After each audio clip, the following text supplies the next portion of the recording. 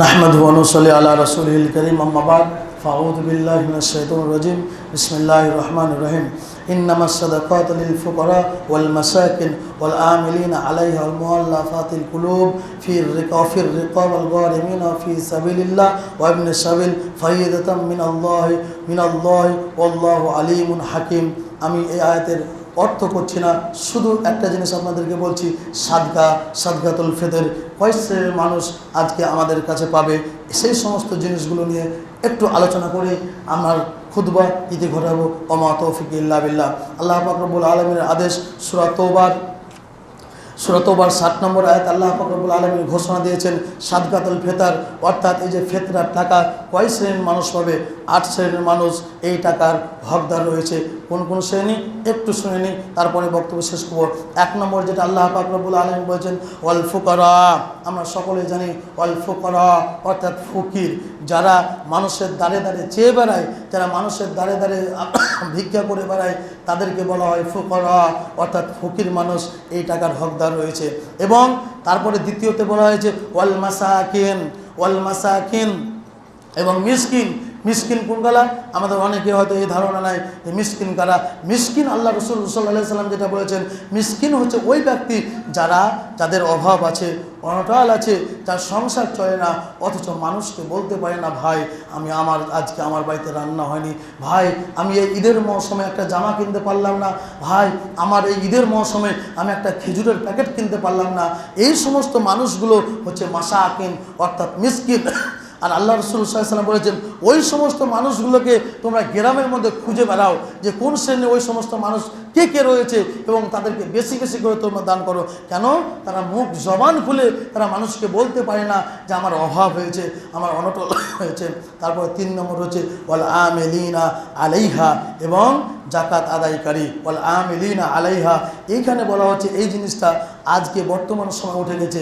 আগেকার যুগে হযরত মুহাম্মদ সাল্লাল্লাহু আলাইহি ওয়াসাল্লামের যুগে যখন আপনার শাম দেশে মুআজ বিন জাবাল রাদিয়াল্লাহু তাআলা আনহুকে পাঠিয়েছিলেন, মানে আপনার গভর্নমেন্ট থেকে, যেটা সরকার থেকে যে সমস্ত মানুষগুলোকে নিযুক্ত করা হবে, সেই সমস্ত মানুষগুলোকে এই জাকাত বা এই সাদকাতুল ফিতর পাওয়ার হকদার যদি এই দুনিয়ার বুকে বর্তমান সময়ে কেউ পায়, যদি মৌলবি আলেম ওলামারা ফতোয়া বের করে, তাহলে সেটা হবে প্রত্যেকটা সর্দার এর হকদারি হবে, যদি ফতোয়া বের হয়। আর না হয় তাহলে সরকারিভাবে যাদেরকে নির্ধারণ করা হয়েছে, সরকার যাদেরকে নির্ধারণ করবে, যেটা সৌদি আরবে এখনও রয়েছে, আপনার বাইরে আরব কান্ট্রিগুলোতে, মুসলিম দেশগুলোতে এখনও রয়েছে, যে সরকার যাদেরকে নির্ধারণ করবে তারাই কেবল এগুলো পাবে। 3 নম্বর। 4 নম্বর হচ্ছে ওয়াল মুআল্লাফাতুল কুলুব, এটা হচ্ছে ওই সমস্ত ব্যক্তি, ওই সমস্ত শ্রেণী যাদেরকে ইসলামের দিকে আকর্ষণ করা যাবে, যে বোঝা যাবে যে এই ব্যক্তিটাকে টাকা পয়সা দিলে হয়তো মুসলমান হতে পারে, বা নতুন মুসলমান হয়েছে, যে এই ব্যক্তিটাকে টাকা দিলে হয়তো আর কি করবে না, অন্য ধর্মে যাবে না, তাহলে ওই সমস্ত ব্যক্তিকেও আপনার এই টাকাটার হকদার রয়েছে।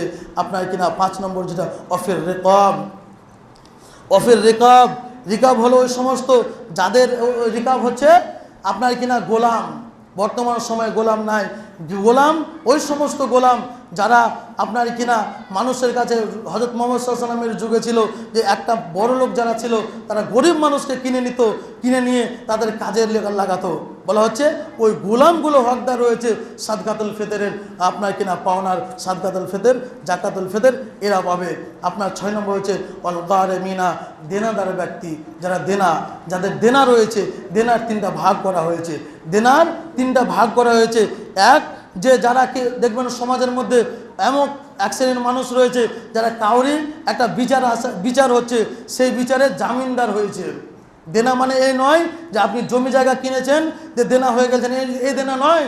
দেনা মানে হচ্ছে ওইটাই যে একটা বিচার হচ্ছেন, আর আমি বা আপনি তার জামিনদার হয়েছি, যে তার জামিনদার আমি হলাম, তোমাকে টাকা দিয়ে দেবে।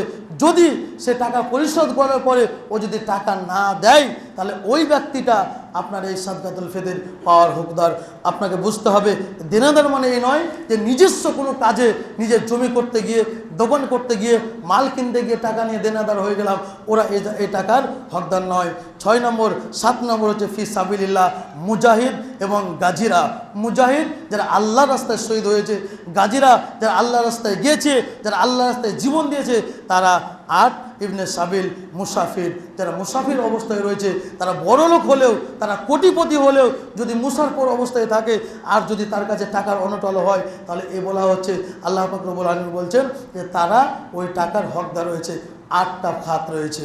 এবার আপনাকে আর একটু কথা বলি। আজকে আমাদের সমাজে একটা জিনিস দেখা যায়, এই আপনার আমাকে যেমন জুমার আগেই জিজ্ঞাসা করছিল যে এই সাদকার টাকাটা, জাকাতুল ফিতরটা কয় ভাগ করতে হবে? কয় ভাগ নয়, এখানে ভাগের কথা আল্লাহ রাসূল সাল্লাল্লাহু আলাইহি ওয়াসাল্লাম বা আল্লাহ পাক রব্বুল আলামিন বলেননি। আল্লাহ পাক রব্বুল আলামিন 8টা খাত বলেছেন, 8টা জায়গা বলেছেন, 8 শ্রেণীর মানুষ বলেছেন। এখান থেকে এই নয় যে অমুক এক ভাগ করে দিলাম অমুক পাবে, এখানে কিন্তু উল্লেখ করে দিলাম যে কোন কোন শ্রেণীর মানুষ আছে।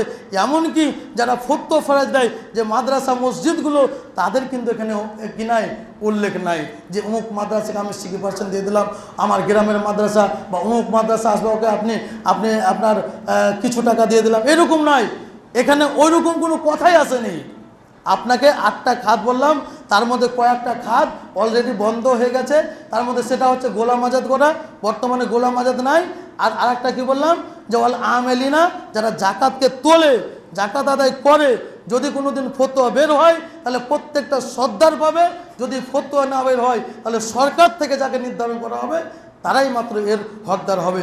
আল্লাহ পাক রব্বুল আলামিনের কাছে দোয়া করি, হে আল্লাহ রাব্বুল আলামিন, আমরা যেন সহি কোরআন ও হাদিস মেনে এই দুনিয়ার বুক থেকে বিদায় নিতে পারি। আল্লাহ তুমি আমাদেরকে তৌফিক দিও, সকলে আমিন।